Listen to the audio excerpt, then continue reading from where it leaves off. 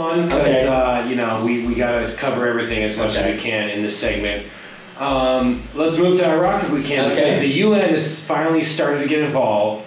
They've accused ISIS of ethnic cleansing and war crimes, atrocities. Right. And this is the first time the UN has officially gotten involved. Right? Yeah, well, I mean, the UN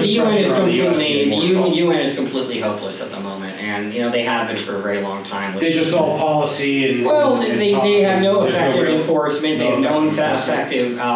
We do things the Russians don't like, they veto us. The Russians do things we don't like, but we veto them. The Chinese do things that nobody likes, they get vetoed. So it's kind of like our Congress currently. Yeah, there's no consensus, and you can have at a smaller level, you can agree. Most often, to smaller countries that are peripheral, they can get things done. But in terms of these bigger issues, the UN can condemn all they want, and at least there's a large coalition of countries now that will work against ISIS. And this is the irony. While Russia and Iran were dual tracking, working against them, we have pressure on the Iranians with the nuclear program, problems with the Russians in Ukraine. Everybody agrees that ISIS is a problem. This is the one thing that Saudi Arabia and Iran can agree on, ironically enough, and Bashar al-Assad from Syria is on the same page. So everybody's on the same page, right? But because nobody's interests lie completely, nobody really wants to be the one to commit to actually doing the work. And how can we stabilize the government? I mean, because they had elections. Right. So they have the Prime Minister Maliki stepped down, which is good. They have a new Prime Minister, that's great. But they're still in the process of jockeying and forming the government.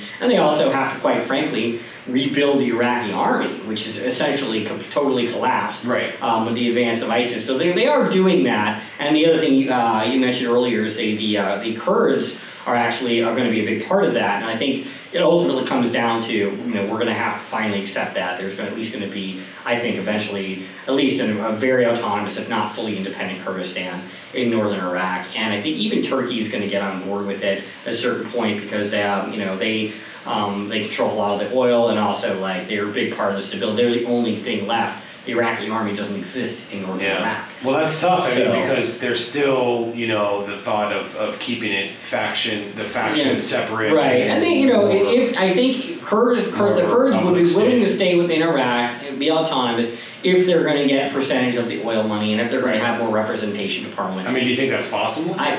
It depends on what the Sunnis and the as well. It depends really on what the Shiites and anything's possible. But do I think it's likely? No, I don't think that the Sunnis and the Shiites are going to make enough of a concessions and and to work together. But they may have to. They realize the only way to do it is to work together. Otherwise, Iraq will break up. And could they sustain as their own country?